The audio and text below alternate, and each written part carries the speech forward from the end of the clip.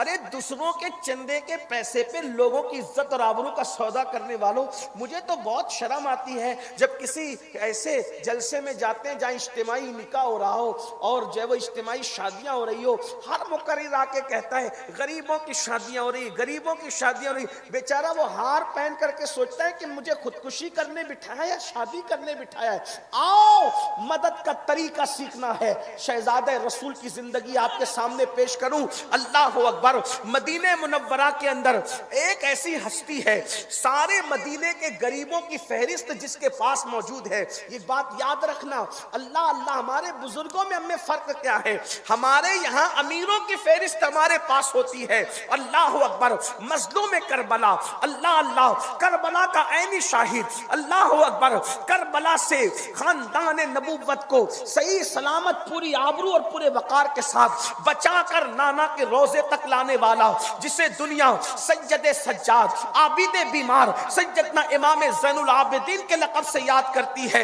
جانتے ہیں مدینہ منورہ کے اندر امام زین العابدین کے پاس مدینہ منورہ کے غریبوں کی فہرست تھی، اور اللہ اکبر آج کل لوگ جاسوسی کرتے ہیں نا کہ اس کے گھر میں کیا پکڑا ہے وہ دیکھ، اس کے گھر میں کتنا مال ہے وہ دیکھ، اس کے گھر میں کتنے زیورات ہے وہ دیکھ، کس کا کس کے ساتھ چکر ہے وہ دیکھ، کس کے ساتھ کیا معاملات ہے وہ دیکھ۔ لیکن اللہ اللہ امام زین العابدین کے جو لوگ تھے جانتے ہیں، یہ معلوم کرتے تھے مدینے میں کوئی بھوکا تو نہیں، مدینے میں کوئی فاقہ کشت نہیں، کوئی فاقہ کشی میں مبتلا تو نہیں، مدینہ منورہ کے اندر کوئی کپڑے کے لیے تڑپس تو نہیں رہا ہے، مدینہ منورہ کی سردیوں میں کوئی کمبل کے لیے بلک تو نہیں رہا ہے۔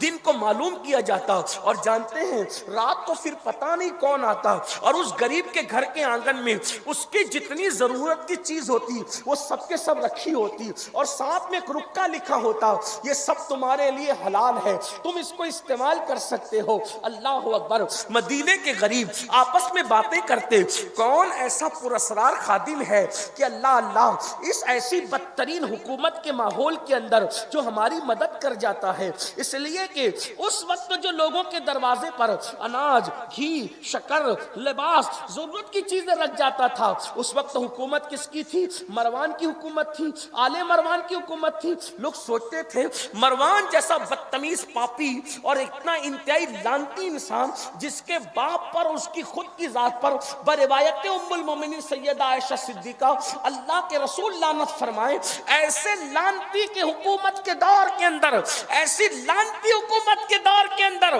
آخر کون غریبوں کا غم گسار ہے؟ کون محبت کرنے والا ہے؟ لوگ ڈھونڈتے تھے، تلاش کرتے تھے، غریبوں کا وہ غم گسار کہاں جو عزت نفس کا خیال رکھتے ہوئے لوگوں کے گھر تک چیزیں پہنچاتا ہے۔ ہم آپس میں باتیں کرتے ہیں، صبح کو وہ چیز ہمارے دروازے پہ ملتی ہے، ہم آپس میں باتیں کرتے ہیں، صبح کو وہ چیز دروازے پہ موجود ہوتی ہے، لیکن جانتے ہیں آخر اس خادم کا، اس پراسرار خادم کا پتہ نہ لگایا جا سکا۔ بالآخر 18 محرم کو جس وقت امام زین العابدین کو اللہ اکبر شہادت کے بعد تختے پر غسل کے لیے لٹایا گیا، اور جب آپ کا کرتا نکالا گیا تو آپ کے پیٹھ کے اوپر بوریوں کا نشان تھا، آپ کے پیٹھ کے اوپر وزن لادنے کا نشان تھا۔ لوگوں کی چیخیں نکل گئی، باتیں کر رہے تھے آخر شہزادہ رسول کہیں مزدوری کے لیے جاتے تو نہ تھے، کوئی محنت کا کام آپ کے ذمے تو نہ تھا؟ یہ کندھے پر، یہ پیٹھ پر بوریوں کا نشان کیسا؟ یہ پیٹھ پر بوریوں کا نشان کیسا؟ اس وقت امام زین العابدین نے کہا تھا، اس وقت امام زین العابدین کے شہزادے امام محمد باقر نے کہا تھا، مدینے والوں، او مدینے کے غریبوں، تم جس پراسرار خادم کو تلاش کرتے تھے آج اس کا پتہ مل گیا۔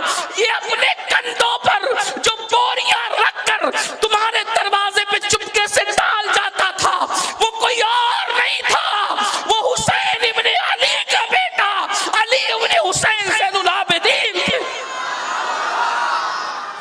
یہ خدمت کے انداز ہوتے ہیں، یہ صدقے کے انداز ہوتے ہیں، یہ طریقہ ہوتا ہے غریبوں کی مدد کا۔